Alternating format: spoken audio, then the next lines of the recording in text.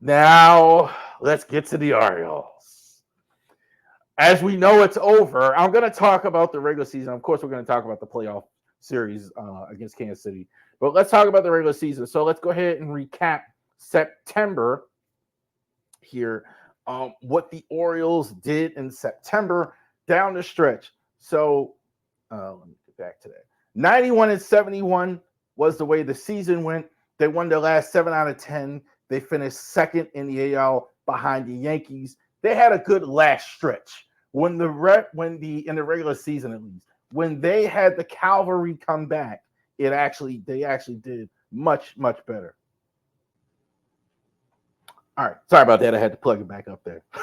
Make sure I didn't go dead there. All right, so let's talk about the Orioles batting order. Gunnar, I think, was outstanding this year for the most part. I don't know why, but he's hitting better. He always hits better at the top of the batting order. I don't know why that is. I don't know if he sees the ball there or if he's getting pitched differently or whatever it is, but he does much better at the top. Cedric was actually hitting higher this year. I thought a strong September probably, to me, I don't know what they're going to do with Cedric in the offseason, but definitely he certainly made a strong case at the end of the year that he can still start in center field. I think defensively, he's always been terrific. Not great at the plate. The average has dropped and all that other stuff. Still stealing bases. Still, he's doing everything else. He's got to bring his average up, but I thought he was great at the finish. Santander is a home run monster. He was outstanding. I think you could call him streaky. I thought this was by far his best pro season. Santander hit a ton of home runs for the Baltimore Orioles. So definitely, I don't think you're going to be able to keep him. We'll get in the free agency and all that going forward. But yeah, I think he was outstanding all season, except for again, kind of like Cedric, average, you like to see that a little higher, but I think everything else was great. Third, and I think in all the majors and home runs, so he was fantastic. Colton Cowser, I think, is the likely rookie of the year. 24 home runs for Colton. You know what surprised me is how good he was in the outfield, in center especially, all year long. This guy can play anywhere in the outfield very well. Defensively, terrific. Needs to see the ball better. I think he swings for. Like to see him improve his average. I think he kind of reminds me of Mountie he kind of lacks discipline at the plate at times. I'd like to see a little bit more of that, but he's outstanding. Bright future for Colton Cowser. Definitely should be starting next year in the outfielder. Adley struggled at the end. I think he's too good of a hitter to be hitting 250 anything. Pulling the ball way too much. He started to adjust, I thought, the last couple games I saw the last 2 weeks, where he kind of was just going with the pitch, kind of going the other way consistently. He just was pulling the ball way too much. Some people speculated that he's injured. Maybe he was. But I think he was just pulling off too much, trying to hit too many home runs. 1979 for Adley, not bad. I think good for a catcher, but not what we're expecting from him.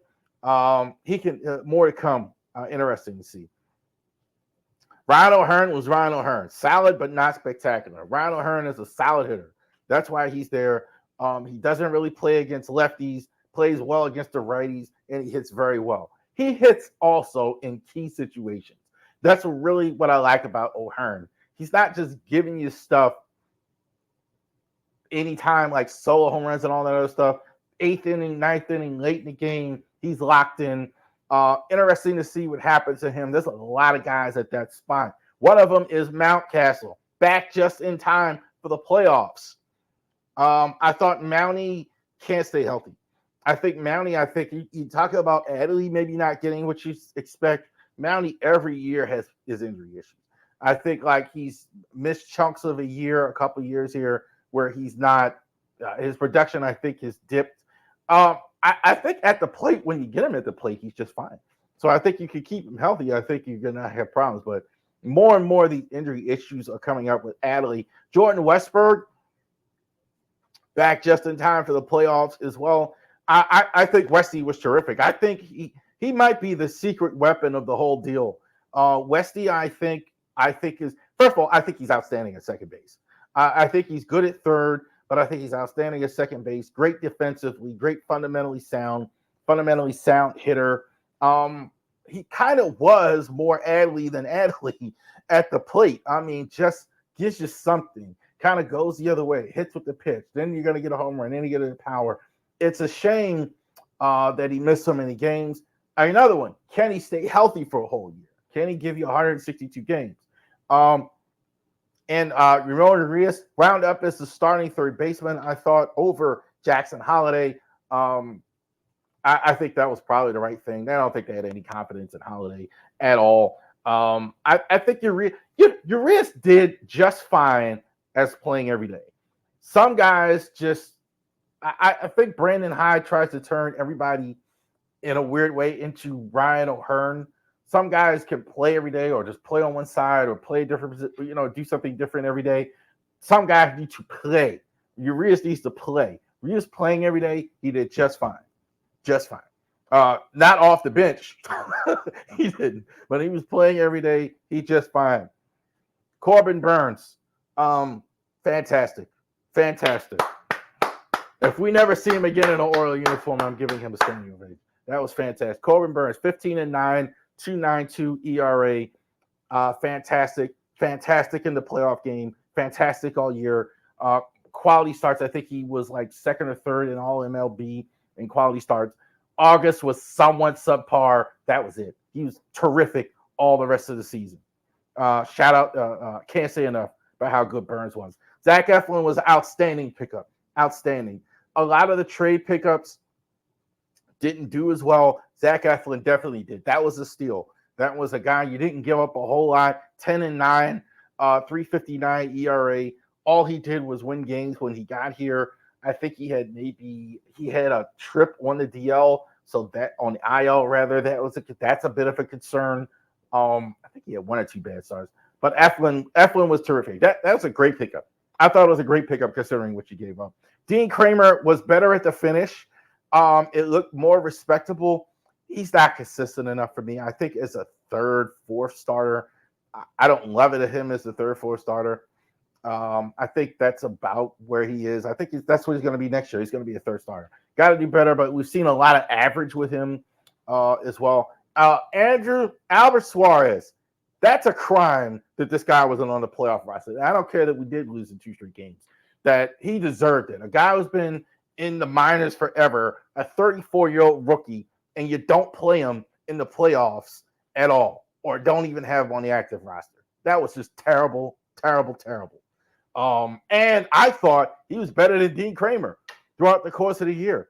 I know why they did it, because they wanted to save him for the first game. I don't care. Have him on the roster. He's been better in the bullpen. The idea was, my thought was that, okay, so they win this series and you can start him in the next series because you couldn't start Byrne. I don't care. He should have been there. That's right. End of tirade there.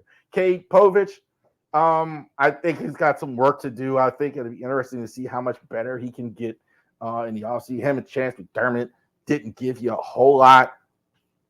Very inconsistent. I thought he was probably the worst guy that got the most amount of starts all year was Cade Povich as a rookie as well. Sir Anthony Dominguez was the closer at the end. I don't know why y'all like Dominguez so much. I thought he was okay. I don't see why y'all love Dominguez. I thought he was decent. Decent was about it. Good fastball, throws hard. He's a middle reliever in a closer spot. You talk about not liking Kimbrel. Dominguez, I thought was pretty good, and he was good at times. I definitely agree with you. Cano, I think for some reason he's not a ninth inning guy. He's not good in the ninth inning. I don't know why. It's frustrating. Perez, I think, has tremendous stuff, but he fades in and out at times. He's good and then he's bad. He gave up the only run in the playoff game. So interesting to see there. Jacob Webb, I thought was arguably their most consistent. The only thing he did wrong was actually he got hurt, and it's interesting to see. He was, I think, from bell to bell, from wire to wire, their best. I'll give it to Jacob Webb. I mean, as far as their best reliever all season long. Keegan Aiken had a good finish to the season. .332, one save. Greg Soto, I think, came over in trade, about as expected.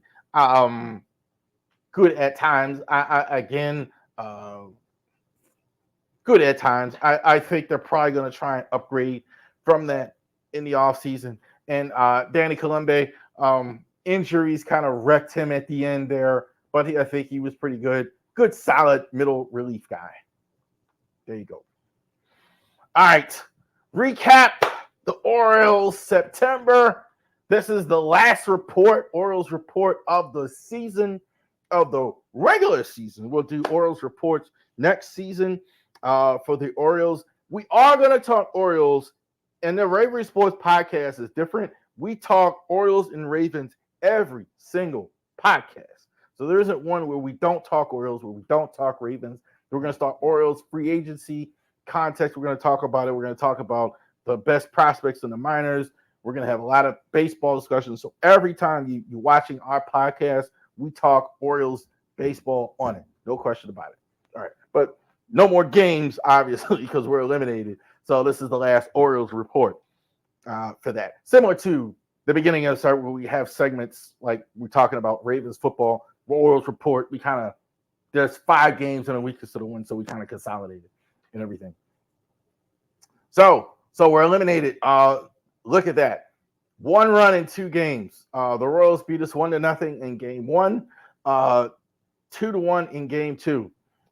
Game 1, Burns was boss. Burns was a boss. I was so angry. I mean, that's just so disappointed that they couldn't give him anything runs. You worried about the bullpen. He took you into the 9th inning. The 9th inning, gave up 1 run the whole game, and that was all. Orioles could not get anything going offensively in this one. Second game, same. They didn't get as much from Eflin. I think they took him out, after 5 innings. I think it was like 4 2/3 or whatever. It was in the 5th. And the bullpen actually held up in this one, except for the 1 run that Perez gave up. 2-1, Orioles lose. Only offense they got in both games was a home run by Cedric Mullins. Cedric was outstanding with the home run. That was it. There was nothing else. Not enough offense. This tells the story. Shout out Cam Bryce putting this out there. Great Orioles reporter. Orioles during the series. Gunnar 0 for 7. Adley 1 for 8. Santander 1 for 8. Westberg 1 and 6. I didn't watch. It's almost copy paste from the video I had last year with the Rangers. I didn't look at it, but that's not going to work. Quote the great Marv Albert when he talked about this years ago, and basketball reference, talking about Patrick Ewing in the playoffs.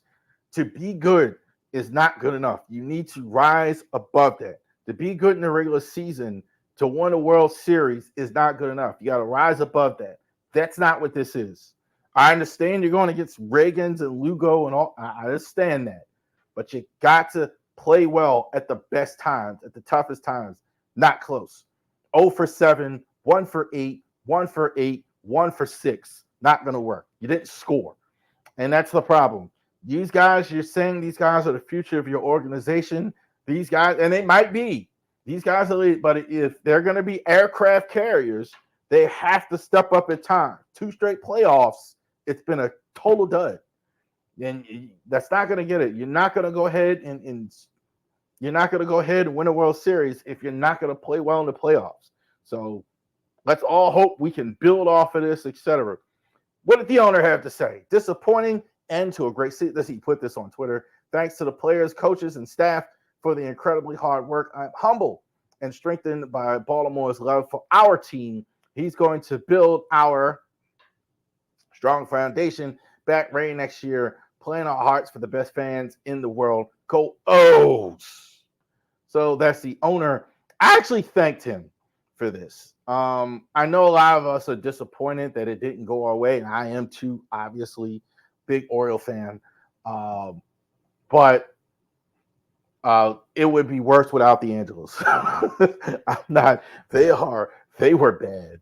Like all the excitement, you're for sure you wouldn't have any shot. We'll get into free agency and all that, Burns and all that.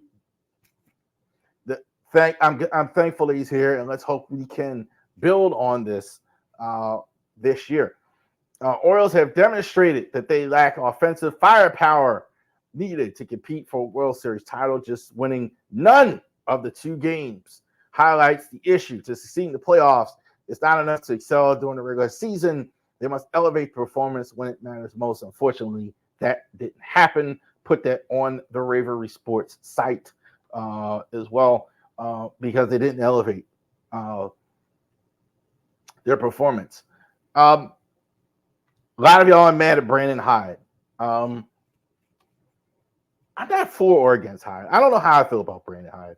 I think is the whole. I think for the most part he's a good manager. The whole lefty righty thing with him drives me up a wall. I think he goes way too crazy with that.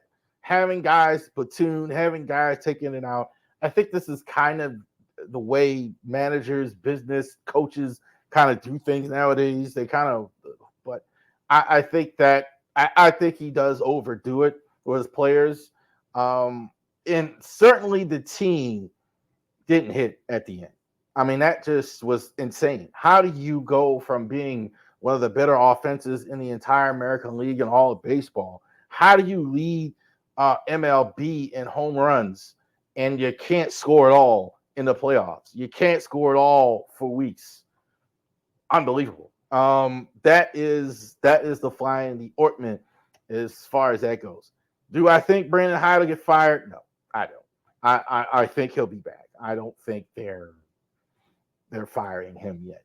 I think some fans are just upset, of course. That's always the knee-jerk reaction. Let's fire the manager. Let's get rid of him. When you have that, I understand that, but I don't think they're firing him at all. I do think hitting coaches might be in some trouble. There might be some coaching staff changes. That offense, unacceptable. And down the stretch, you have too much. You have too many guys that are strong guys to be hitting like that. Other things that are going to happen in the offseason. I'm looking at this logjam at. I'm gonna get to Burns in a second. The obvious. I'm looking at the logjam at first. You got Ronald Hearn. You got Ryan Mountcastle. I think they may be ready to give up on Kobe Mayo at third base. Interesting to see if he plays at first. Interesting to see what happens there. They got a couple bodies there, so they may have to make some decisions. How do they feel right now about Jackson Holliday? Didn't play at all in the playoffs. Interesting to see how that goes in the offseason. Gunnar at short. I think he wants to play short. I think he led the league in errors. He was one of the league leaders in errors at short. Arias, it's an odd mix. And I think I'd like to see adjustments made as well. Santander, I don't think they're going to keep him.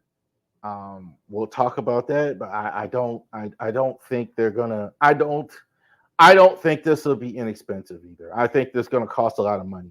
Burns, I definitely don't think they're going to keep him, and I don't think they would. I don't think they don't want to keep Burns. But I mean, if you think Burns is going to command $40 million, he's a better free agent than anybody of the free agents last year. No question about it. Better resume. So if you're not going to pony up $200 million, but I would say with the new owner, it's not out of the pale, not completely. So interesting to see how this offseason goes. We're going to talk Orioles all offseason long. We're going to talk free agency and all that stuff. So we're happy to go ahead and join us on the Ravery Sports Podcast. Thank you for joining us.